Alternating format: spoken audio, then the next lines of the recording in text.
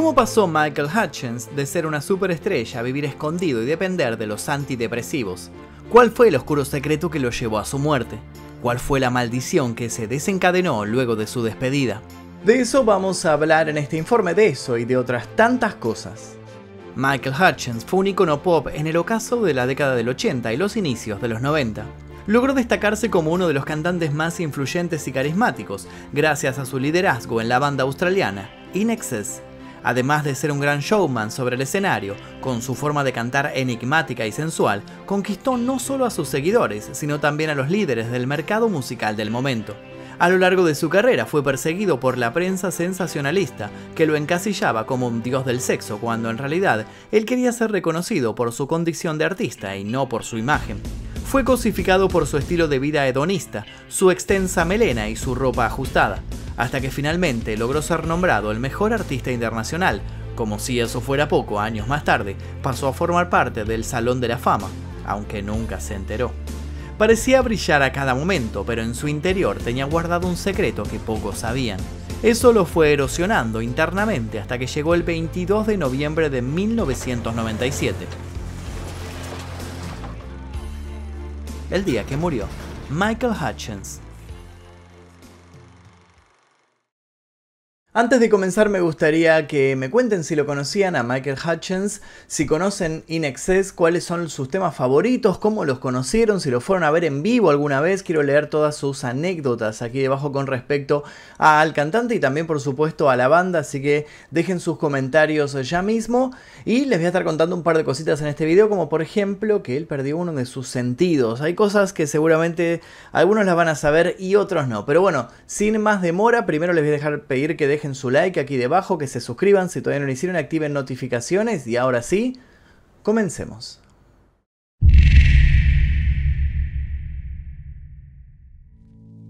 Eran las 11 de la mañana del 22 de noviembre de 1997. Su amiga, Michelle Bennett, había ido a buscar a Michael al Hotel Ritz-Carlton en Sydney. Subió hasta la habitación 524 y golpeó varias veces, pero no obtuvo respuesta. Invadida por la preocupación, bajó a la conserjería y le dejó una nota al cantante antes de retirarse. Tenía una mala sensación, pero su temor se calmó cuando se explicó a sí misma que quizás Michael se encontraba ensayando para su próxima gira mundial. Tiempo más tarde, cerca del mediodía, una empleada del servicio de limpieza llegó a la habitación del músico, dejó en el pasillo alfombrado su carro y, como si fuera una repetición de lo que había ocurrido esa misma mañana, llamó a la puerta. Nadie la atendió. Revisó que el cartel de no molestar no estuviese colgando del picaporte y siguió con el protocolo del horario de limpieza. En el ambiente había un silencio extraño, pero igualmente decidió entrar. Al acceder, la mujer largó un grito y no pudo avanzar más allá del umbral de la puerta. Había quedado en shock por lo que tenía delante de sus ojos. Cuando por fin pudo reaccionar, salió corriendo para dar aviso de lo que había encontrado. Pero no nos adelantemos, para conocer mejor el desenlace es necesario empezar por el principio.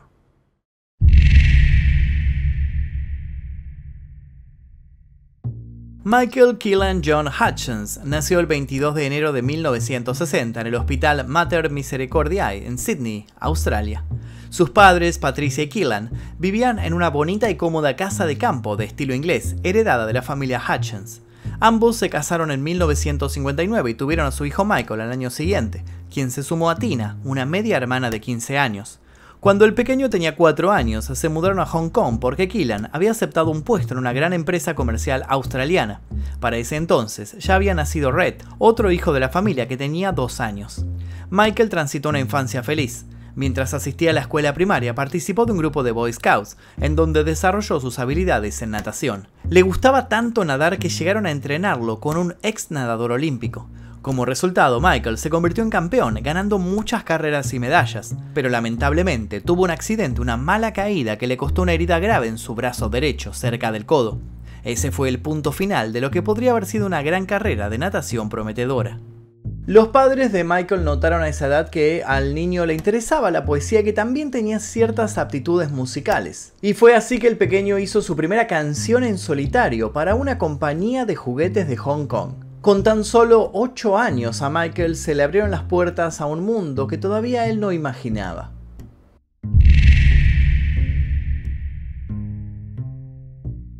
Luego de vivir largo tiempo en Hong Kong, la familia regresó a Sydney en 1972. Michael comenzó a asistir a la escuela secundaria Killarney Heights y allí conoció a Andrew Farriss y se hicieron buenos amigos. Durante la adolescencia de Michael, la buena música siempre estuvo presente. Tenía un buen oído y le gustaba Ella Fitzgerald y Frank Sinatra, como así también los Beatles y los Rolling Stones. Los hermanos Farriss y Michael comenzaron a hacer su propia música en los garages de ambas casas. No mucho tiempo después, Kurt Pengley y Gary Beers se unieron a ellos. De repente, se estaba gestando una banda. De a poco fueron obteniendo fechas en eventos en pequeños clubes y otros lugares bajo el nombre de The Farriss Brothers. Un dato interesante es que en la misma noche en la que hicieron su primer show, Madonna cumplía 19 años y Elvis Presley fallecía. El mundo de la música no sabía que se estaba gestando una nueva sensación. Michael y Andrew formaron un gran dúo, ya que ambos hacían música.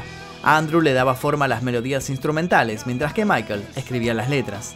El tiempo pasaba y las noches de recitales eran cada vez más frecuentes y con más público. Habían conquistado a toda la ciudad de Perth y decidieron volar a Melbourne para probar suerte allí. Temían que lo suyo fuera algo local, pero no. Como era de esperar, también tuvieron mucho éxito en su nuevo destino. Los medios de comunicación hablaban de ellos y Michael era aclamado como una nueva voz en el rock.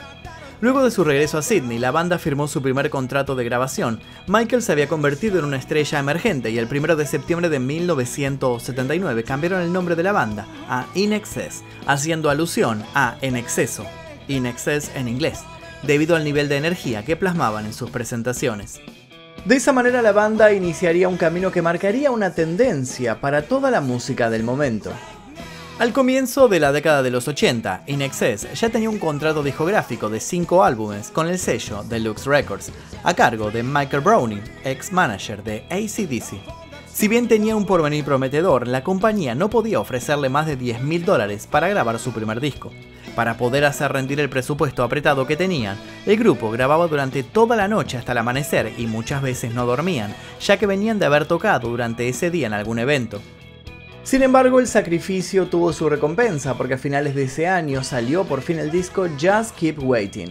El crecimiento parecía ir lento, pero cada pisada era muy segura. Paralelamente, Michael se ganaba el suspiro de todos sus fans. Se imponía en el mundo de la música con una sensualidad y un carisma que rompía todos los esquemas de lo vigente. Su voz caracterizó el estilo New Wave y era lo único que sonaba en las discotecas. ¿Saben cuántos shows brindaron durante 1981? A ver, piensen un número. Bueno, un poquito más. Un poquito más. Bueno, sí, exactamente. Dieron 300 shows en ese año. Sacaron su segundo trabajo casi a fines de ese año, llamado Underneath the Colours, y con él se consolidaron en toda Australia. No había rincón del país que no supiera de su existencia, pero ellos sentían que tenían todas las aptitudes para poder salir de Oceanía. Y así fue como en 1983 tocaron por primera vez en San Diego, Estados Unidos, con su aire post-punk y representando las nuevas vertientes. El estilo que tuvo su comienzo en los 70 con bandas como Joy Division, New Order y The Cure estaba personificado en In Excess, y a la gente le encantaba. Llegó el año 1984 y lanzaron The Swing. De allí se desprenden hits como Original Sin, Burn For You y I Send a Message. El quinto álbum no se tardó y en 1985, junto al productor Chris Thomas, que trabajó con artistas de la talla de Pink Floyd, U2 y Paul McCartney, salió What You Need. Fue el primer gran éxito que contaba con todo lo que se necesitaba para que lo fuera. Ritmo, presencia del saxo y un videoclip con dibujos animados que a nadie le pasó desapercibido. In Excess ya había triunfado, de eso no había dudas.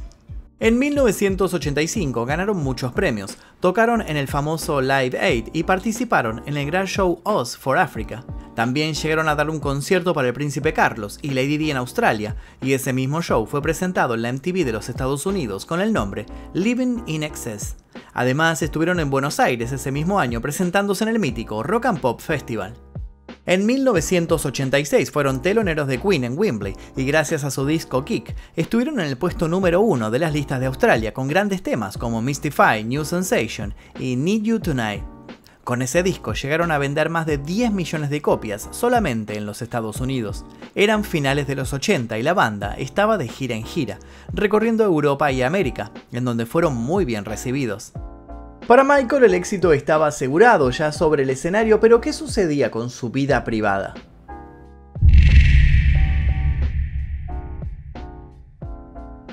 INXS se presentaba como una combinación antagónica. Por un lado mostraban sensibilidad, belleza y fragilidad, y por el otro impacto, ritmo y una fuerte presencia. Sus canciones se tarareaban en la mente de todos los jóvenes y estaban invadiendo un mundo en el que parecía que no cabían más, ya que el pop estaba siendo representado por titanes como U2, Madonna, Michael Jackson y George Michael, entre otros.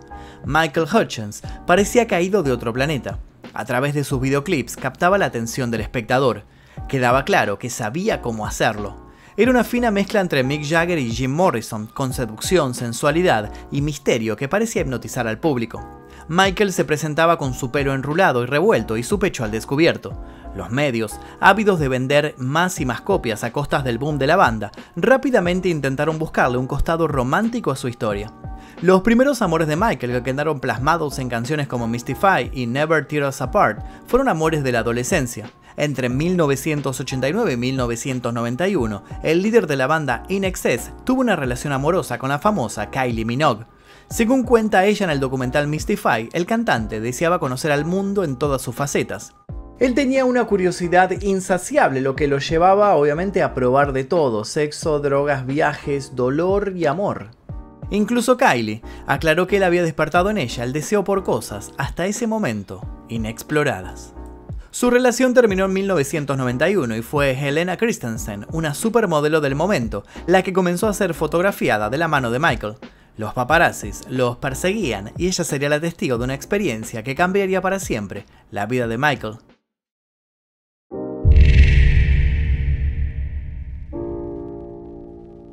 En 1992, Christensen y Michael andaban en bicicleta por una avenida y en un momento se detuvieron a un costado a comer una pizza. En ese instante, un taxista que al parecer no podía pasar con su vehículo se bajó y de muy mala manera comenzó a discutir con el cantante. Él le contestó y el taxista lo golpeó. Como resultado de la pelea, Michael cayó de espaldas y se golpeó la cabeza contra el asfalto. Christensen recordó el ruido del cráneo de Michael al tocar el cordón de la piedra, un ruido que incluso asustó al taxista, que de inmediato se subió a su automóvil y huyó. Le salía sangre de la boca, del oído y no respondía. En ese mismo momento, Helena pensó que su novio había muerto. Michael fue llevado al hospital, donde despertó confundido y agresivo. Los enfermeros pensaban que estaba ebrio porque estaba violento, los empujaba y maltrataba. Sin embargo, luego pudieron calmarlo y lo dejaron ir. Helena lo llevó a su departamento y allí lo cuidó por un periodo de un mes. Michael no hizo más que permanecer en la cama y pasar gran parte de su recuperación vomitando. La chica lo alimentaba, lo acompañaba y le hablaba dulcemente, pero él, de modo inevitable, reaccionaba de forma violenta. Fue entonces cuando Michael comenzó a transitar su momento de máxima oscuridad. Dado que su cambio de humor era evidente, el cantante aceptó realizar una consulta médica. Para completar los estudios en pos de un diagnóstico acertado, le ordenaron hacerse una resonancia magnética que finalmente reveló que tenía una fisura en el cráneo, además de una ruptura de los nervios vitales. Pero ese accidente debía mantenerse oculto, o por lo menos eso fue lo que le comentó y le exigió a su novia, que no dijera nada acerca del accidente. Cuando Michael regresó a Melbourne, comentó que había tenido un altercado y que producto de ello había perdido el sentido del olfato y el gusto, pero no habló sobre todas las otras repercusiones del golpe. Por otro lado, el consumo de cocaína, alcohol, heroína y antidepresivos no ayudó, sino que potenció en negativo el cuadro que ahora Michael presentaba. Y aunque intentara ocultarlo, algo en él había cambiado y la gente cercana se había dado cuenta. El primer signo que lo dejaba en evidencia era la irritabilidad. Ante algo que le resultaba frustrante, su primera reacción era romper de un puñetazo o una patada una pared o una puerta. Otra situación que también era llamativa era la incapacidad que presentaba para mantener una conversación coherente. Comenzaba con una historia, de repente cambiaba el hilo y hablaba de algo completamente diferente. Existió un constante sube y baja anímico que acompañó a Michael durante sus últimos años, oscilando entre la euforia y la ira. Le era casi imposible concentrarse y seguir con sus planes de vida. Si bien se amaban, la relación entre Hutchence y Christensen llegó a su fin en 1995.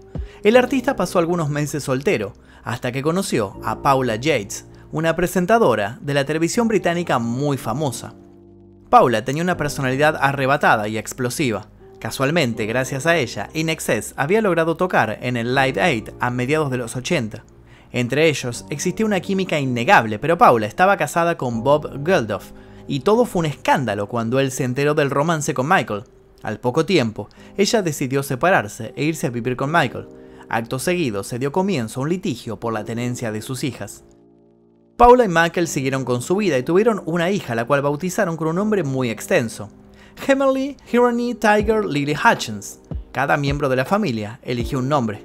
Todo iba bien, excepto por la disputa que ella tenía con su ex esposo. Un dato a tener en cuenta es que Paula ya había tenido un intento de suicidio. Por esa situación, Geldof quería quitarle a las niñas. Además, las niñeras de las pequeñas habían realizado una serie de denuncias que terminaron en allanamientos a la propiedad, donde encontraron algunas drogas. Este conflicto generaba situaciones tensas entre Paula y Michael. Incluso el líder de INXS tenía teorías conspirativas e incluso paranoicas que acentuaban la idea de que le iban a sacar también a su pequeña. Lamentablemente, esa fue una situación que aceleró su trágico final.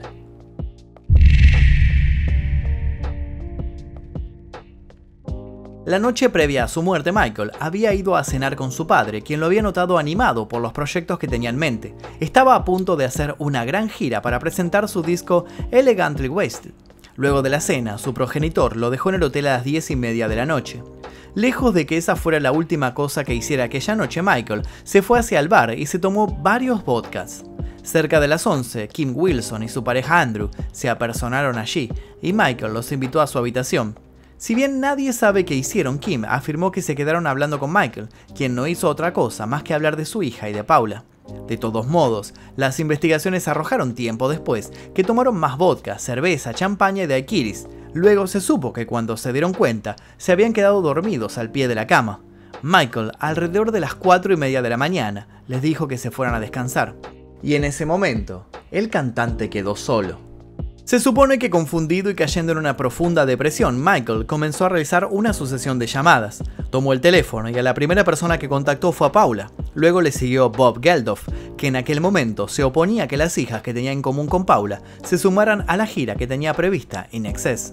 Según testigos de la habitación contigua donde estaba Michael, esa mañana se escucharon gritos, discusiones e insultos. El relato coincidía con el horario en el que Bob había recibido el llamado y afirmaba haber sido insultado y hasta amenazado por Michael para que le permitiera a Paula viajar con sus hijas. Bob advirtió que no lo había notado con una actitud depresiva. A los minutos, Michael realizó otra llamada que sería clave para entender su trágico final. Intentó comunicarse con su manager, Martha Trop, pero esta no lo atendió. Su deseo de ser escuchado fue tan fuerte que le dejó un mensaje: «Marta, soy yo, Michael, ya está, ya tuve suficiente».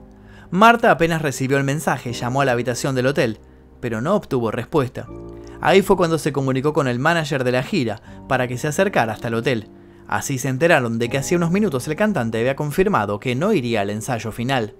Michael siguió llamando por teléfono hasta que le tocó el turno a Michelle Bennett, una novia que había tenido en los inicios de la banda y que con los años se había convertido en una gran amiga y confidente. A ella fue a quien le dedicó Never Tear Us Apart. En el primer llamado, Michael dijo incoherencias y al no poder expresarse se frustró y cortó. Dejó pasar un rato y 5 minutos antes de las 10 de la mañana la volvió a llamar. Estaba angustiado y lloraba y se lo notaba abatido. Michelle le dijo que aguantara, que ella ya estaba saliendo para el hotel y eso fue lo que ella hizo. Pero era demasiado tarde.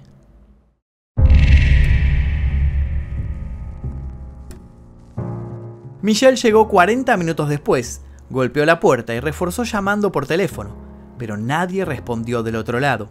1 hora después, la mujer de limpieza abrió la habitación. Y es así como nuestra historia vuelve al comienzo. El escenario era confuso. En el suelo abundaban las botellas de alcohol vacías, entre prescripciones médicas para antidepresivos, y a un lado estaba el cuerpo sin vida de Michael. A sus 37 años fue encontrado muerto, tirado en el suelo, desnudo y con un cinturón de cuero alrededor de su cuello. El cantante de INXS había fallecido. Su muerte abrió las puertas para la especulación. Muchísimos periodistas cubrieron la noticia y, hambrientos de querer saber la verdadera causa del deceso y empujados por el morbo, elaboraron en el aire varias teorías.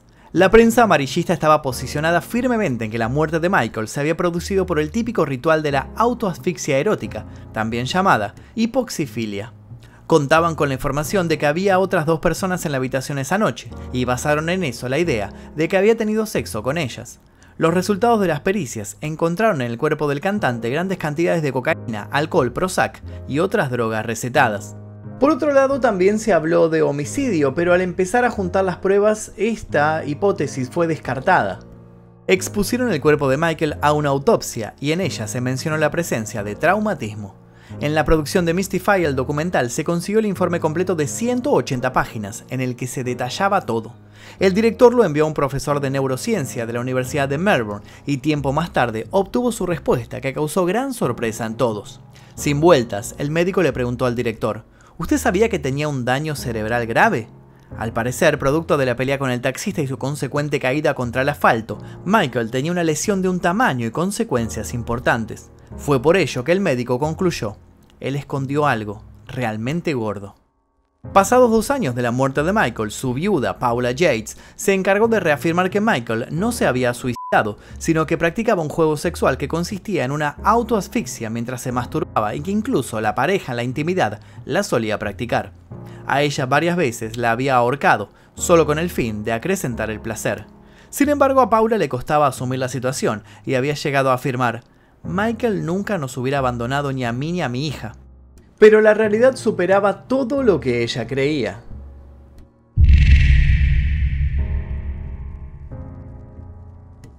Al funeral de Michael asistieron estrellas de rock, actores y celebridades mundiales para despedirlo. El mismo fue llevado a cabo en la Catedral Anglicana de San Andrés, en Sydney. En medio del dolor de los amigos y familiares, un desconocido irrumpió el silencio gritando obscenidades y diciendo cosas horribles, pero fue apartado y retirado del lugar por policías de inmediato. Hasta el día de hoy no se sabe de quién se trataba. Cientos de personas acudieron para darle el último adiós a la catedral, que estaba decorada con rosas blancas y fotos del cantante en distintas etapas de su vida. Se dice que antes que el cajón fuera cerrado, Paula introdujo 1 gramo de cocaína en el pantalón de Michael. Pero no todo terminó ahí. El suicidio de Michael resultó ser el inicio de una cadena de muertes para esa familia. Al parecer, con la despedida de Hutchins, llegó una maldición. El 17 de septiembre del año 2000, la viuda Paula Yates fue hallada muerta en su casa. Según la autopsia, la causa de su muerte fue debido a una sobredosis de heroína. La hija de Paula y Michael, Heavenly Hirani Tiger Lily, fue finalmente adoptada legalmente por Bob Geldof y comenzó su vida junto a sus otras 3 medias hermanas. Para la joven Heavenly no se detendrían las desgracias. En el año 2014, las drogas en exceso se llevaron otra vida, la de su hermana Peaches Geldof, que contaba con tan solo 25 años. Esto hizo pensar a muchos fanáticos y entre tantas teorías hay una que sigue circulando. ¿Acaso esa persona que entró al funeral gritando fue la misma que maldijo a todos los presentes? ¿Ustedes qué piensan al respecto? En cuanto a la banda INXS, trató de seguir adelante. Pasó por varias etapas en un intento de resurrección del grupo, probando cantantes para reemplazar a Michael. Hasta realizaron un reality show para elegir al sustituto. Esto ocurrió en 2004. Para finales del 2005, J.D. Fortune, oriundo de Canadá, ganó el concurso y con él grabaron Switch en 2005, pero no duró mucho. Finalmente en 2012 INXS emitió un comunicado confirmando que el fin había llegado. Entendemos que puede sorprender a todo el mundo, pero las cosas deben llegar a un final. Hemos estado tocando durante 35 años, es el momento de alejarse de las giras. Nuestra música, por supuesto, sobrevivirá y siempre seremos parte de ello. Nos gustaría agradecer de todo corazón a amigos y familia por habernos apoyado durante nuestra extensa carrera. Nuestras vidas se han visto enriquecidas por todos ustedes. Y de esta manera también llegó el final de este informe sobre el día que murió Michael Hutchins, quien claramente, y como quedó demostrado, nunca podrá ser sustituido por su inmensa voz, su gran talento y su eterno legado. Y hasta aquí el video del día de hoy, espero que les haya interesado la historia de Michael Hutchins, me la habían pedido bastante, tardamos un poco en hacerlo, pero bueno, aquí está, si les interesó les pido por favor que dejen su like, se suscriban, si todavía no lo hicieron y activen notificaciones. También los voy a invitar a que dejen un comentario sugiriendo posibles nuevos videos en este canal, y sin nada más que decir me despido, mi nombre es Magnum Mephisto y nos veremos seguramente en la próxima. Adiós.